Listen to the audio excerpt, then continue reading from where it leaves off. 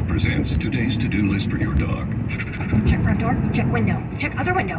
Rest chin on ground, look into distance. Bark for no reason. Check front door, check window, check other window.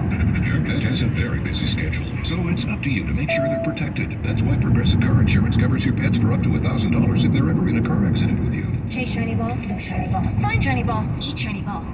Get coverage for your pets with AP Auto Policy from Progressive. Progressive Casualty Insurance Company and affiliates. Coverage for cats and dogs included with the purchase of collision coverage and subject to policy terms.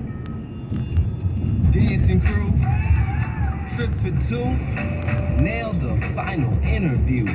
Game done, brand new mug. Come here, kid, give me a hug. The more you want to do, the more we want to do. Boosters designed for COVID-19 variants are now available. If you've had your primary series, schedule an updated COVID-19 booster appointment as soon as you're eligible. Sponsored by Pfizer and BioNTech.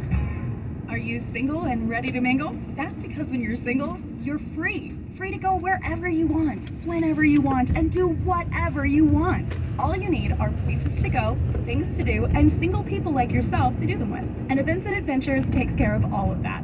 Events and Adventures is a singles club that offers up to 30 fun activities every single month. We celebrate being free, being alive, and not swiping your life away on a dating app. Get started today at eventsandadventures.com and live a life you love. Airborne, do more. Airborne's 8-in-1 immune support formula is great for the whole family and has 8 vitamins, minerals, and herbs like A, C, E, and zinc. Available in delicious assorted fruit-flavored gummies that are convenient to grab and go, or fizzy, zesty, orange-flavored effervescent tablets that you can enjoy with a glass of water. Learn more at airbornedomore.com. These statements have not been evaluated by the Food and Drug Administration. This product is not intended to diagnose, treat, cure, or prevent any disease.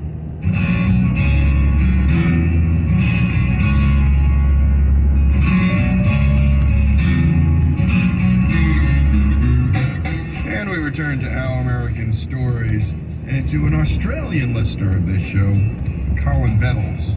The story of the buffalo wing and, of course, this Australian's obsession with it. In the early 90s, Colin headed back to London from his trip to America and started work back at the Builder's Arms Bar in Kensington. Let's pick up the story from there.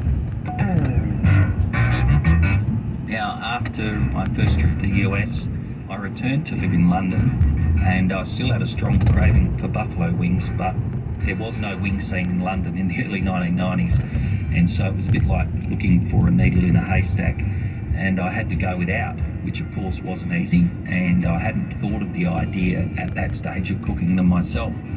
Anyway, after a period of time, a couple of my fellow bartenders and workmates at Builder's Arms, Tim, who is from New Zealand, and Declan and Patrick, believe it or not, who are from Ireland, they'd learned about a US-style bar and restaurant called TGI Fridays opening in Covent Garden, and they duly informed me that TGI's served wings. This was a major breakthrough in my life at that age, and this new TGI Fridays became a regular haunt for me, and I'd often drag Tim and Declan and Patrick along there, and anyone else who wanted to join me in a wing fest. They weren't the best wings I've ever had at TGI's, but they were certainly good, and they certainly satisfied my appetite, and I'd often dine by myself at TGI's just to get a plate of wings. Now, about the age of 24, not that long after returning from living overseas in London, I decided to go into business for myself, and I bought a fish and chip shop. Now, this youthful stab at capitalism was underscored by, of course, placing buffalo wings on the menu at North Beach Seafoods, and this kept my wing dream slightly alive, shall we say.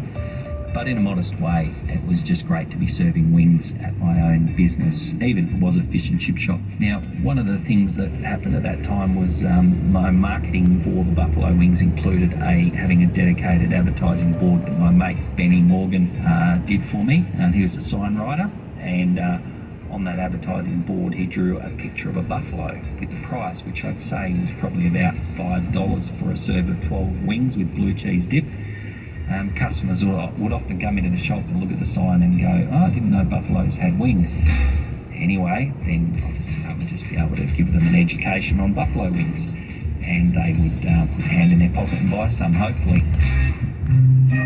These chicken wings, though, they weren't cooked in corn or peanut oil. let's just say there was a slight oceanic texture to the final flavour, and the chicken meat also had to be frozen because there wasn't a large number of orders on a daily basis. So I had to defrost the chicken first, and this meant that it took a lot longer to cook the orders, about 40 minutes. So we lost sales, but this didn't put everyone off buying them, and we had some good loyal customers who got into the habit of phoning their orders ahead, which is what you do with a fish and chip shop anyway. And so trying to train them up to buy buffalo wings and getting used to the slight delay. And while I was never going to retire on buffalo wings alone from the fish and chip shop, it was certainly a great experience, and I can always say that I came home and I tried to follow through on my buffalo wing dream, and I did sell them to Australians for a while. Anyway, I sold the shop after a couple of years, and I went to university where I studied theatre and drama and English and comparative literature and creative writing. Eventually I got into a career in rural and political journalism, which included working in the Canberra Press Gallery for several years. Now, the reason why it's probably important to talk about how I went from owning a fish and chip shop to going to university and then becoming a journalist is because my journalism career has opened up the door to some amazing opportunities, and of course part of that is storytelling. And in more recent years, it has enabled me to be able to return to the US on a journalist visa and write stories about rural issues and farming issues and political issues. And on one of these trips, I was able to visit the Anchor Bar in Buffalo, New York, where buffalo wings originated. Now, I was aware of that fact because it was mentioned in the introduction to that original wing recipe from that recipe book that I'd used in 1993. Now, the intro to that recipe says, "This American classic originated at the Anchor Bar in Buffalo, New York, where it is still a favourite with locals and tourists alike." Now, little did I know that one day I'd end up being one of those same tourists, some 17 years later, visiting that famous bar at 1047 Main Street in Buffalo.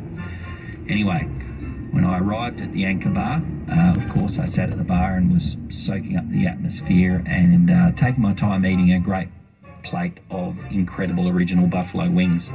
I eventually worked up the courage to ask the Anchor Bar's executive chef, Ivano Toscani, if he would agree to do a story for me, and that I'd travel all the way from Australia to capture the story of where and how buffalo wings originated. Anyway, Ivano generously agreed, and he took me out the back into the Anchor Bar's kitchen, which is obviously the engine room of the business, and it's where all the magic happens. And I asked him some questions, and he gave me some great answers, which obviously had been well rehearsed over the years, I would say, and that allowed me to write a great story about the history and origins of this American classic, and to be able to share that with readers down under. Now, just a quick summary of the story that I wrote and what Ivano told me.